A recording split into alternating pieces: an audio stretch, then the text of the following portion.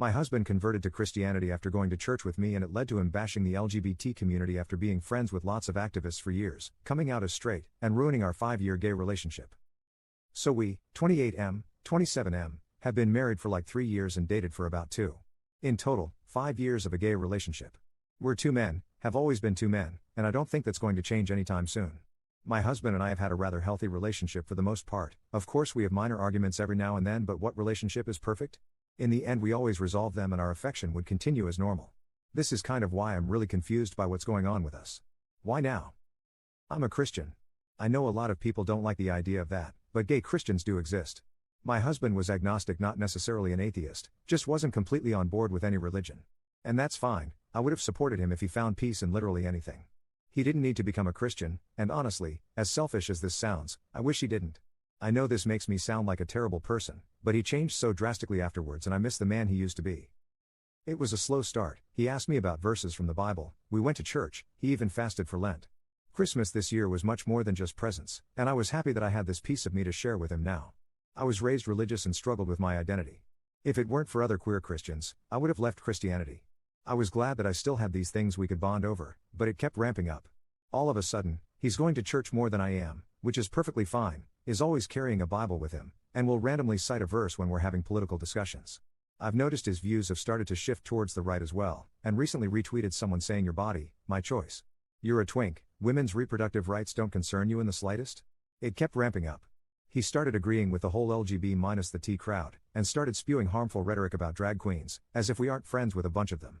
When I told him that drag queens are much less likely to harm children than some pastors, he lost his mind saying I was a heathen and that his friends were right.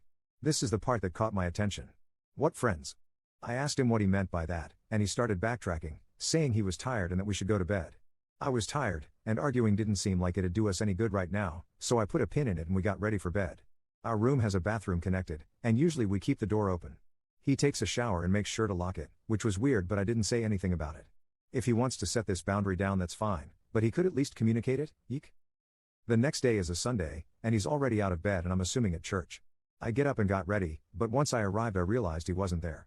That confused me, so after the service I called him asking him where he was. He tells me he's in church, but I told him I was here too and didn't see him. He clarifies he means this the other, I'm not going to say the denomination because I don't want to cause any arguments, church. This was news to me, especially because he never brought it up and still carried our Bible. I told him to send me the address and I'll pick him up so we can get brunch, but he tells me that he doesn't want his friends seeing me. That hurt. I asked him if we could at least meet up and he said he'll see me at home. After a few hours, he finally comes home. He says we need to talk, I agreed. I wanted to ask him why he didn't want his friends seeing me, and as I opened my mouth to ask the question he set him straight. I stared at him for a bit, and he continued, explaining that his church helped him realize he wasn't going to see the kingdom of God if he continued living in sin and that he needed to leave me as soon as possible. He told them about the pastor comment I made last night, and they said that I was a devil trying to lure him away from Christ. He started repeating a lot of the same rhetoric I heard from other Christians growing up, and it really upset me. He even said that I could be saved, and that I already had the traditionally masculine look, and that I just needed to steer away from homosexuality. I feel like I'm in an alternate reality right now. I'm being told by the love of my life that I'm a devil that needs to return to Christ because I shut down his homophobic rhetoric. My gay husband is being homophobic. I'm sorry, but not once in the 5 years we've been together did he realize he was suddenly straight. It just doesn't work like that. It's not like we're in some other universe where compomo is a thing, right? I told him that he needed to leave and that we could discuss arrangements afterwards. I still want him, I love him. But I have no idea how he could look at me with a straight face and tell me all of that. He started arguing saying that he didn't want to leave and that we could be friends, so I told him that I wouldn't be friends with a self-hating queer for the life of me. He packed a bag and left. His location shows he's at some random house I've never been to, but I assume that's one of the churchgoers he's friends with. I don't even know what I'm supposed to do from here. Did I seriously just lose my husband?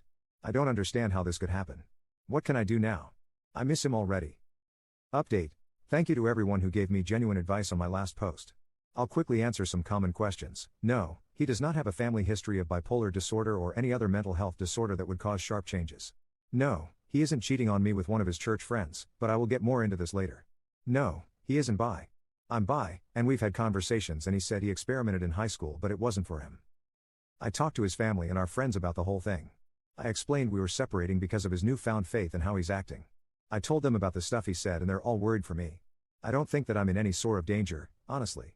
I did talk to my church about this, and they told me that the church he's attending is notorious for this sort of thing. One of them will show up after a service and wait outside, and if someone is walking out alone, they'll come up to them and start chatting.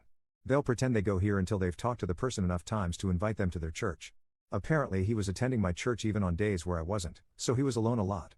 It's really predatory, and it low-key pisses me off that he was enjoying my church and it led to him being taken away from me. I've had limited contact with him in the past few days. He came over last night, saying he needed to talk to me. He didn't appreciate me contacting his parents, and assured me that he is fine mentally. I wanted to start asking all the questions I've come up with since he left, but I didn't want to overwhelm him. I know he didn't cheat on me because that was the first question I asked. More so, are you leaving me because there's somebody else? His response was that he didn't want to leave me, but living in sin wasn't what he wanted anymore. How did he figure this out, you ask? After grilling him for an explanation, he finally admitted that he tried to cheat. The guy who kept coming to my church and basically recruited him was apparently so attractive that he would listen to anything he said. So he tried to cheat, failed, and went the full 180 and has decided being gay is the ultimate sin. Not the fact that he tried to have an affair. This is actually going to drive me crazy. Finding out he wanted to cheat but didn't is almost worse, because it's like, seriously? You tried and got rejected? That's embarrassing as for you, and doubly embarrassing for me. I asked him if they knew he was married to a man, and he simply told them I was his gay roommate who turned him, and now that he's straight again, I've gone off the deep end. He's an actual liar. He showed me some Bible verses, ones that were just blatantly different from the ones in mine, and kept trying to convince me that I need to change too. He said that he still cares about me, and wants to be friends. I asked him what about our actual friends, and he said they're too far gone. He just kept talking and I was done with it. He isn't the man I fell in love with and it pisses me off. He wasn't even dressing the same anymore. White dress shirt and slacks and the most boring hairstyle ever. He didn't look like my Anthony. The more he talked at me, the more it was clear I didn't want to be with the man he is now. He left, and for the second time in our life, he walked out that door without saying I love you, and I was fine with that. This morning I talked with my lawyer and I am going through with a divorce. After I was done, I stopped by where he was staying and knocked on the door, half wanting whoever owned the place to be there when I gave him the papers, half because I didn't want him coming to my home anymore. When the man opened the door, I realized this is who he was talking about, and it took a bit to keep my anger in. I asked for my husband, and when he saw me, the look in his eyes made it clear that he wasn't expecting this out of me. I made it clear to the other guy that I was handing my husband, gay husband, divorce papers, to end our marriage, the gay one between two men. Us, we're those two men. Because I don't know who needs to hear this, but if you wake up next to a man for 3 years out of your life, chances are you are a homosexual. So sorry to break it to you. I won't be able to go into details of the proceedings themselves, but I'm going to completely distance myself from him as best I can. His actions have been horrible on my health, and his family and friends can handle him better than I can. I'm going to miss the man he used to be, but I have my people surrounding me. I'm going to be okay. I hope for his sake he'll snap out of this one day, because the self-hatred isn't healthy, but when he does I won't be there.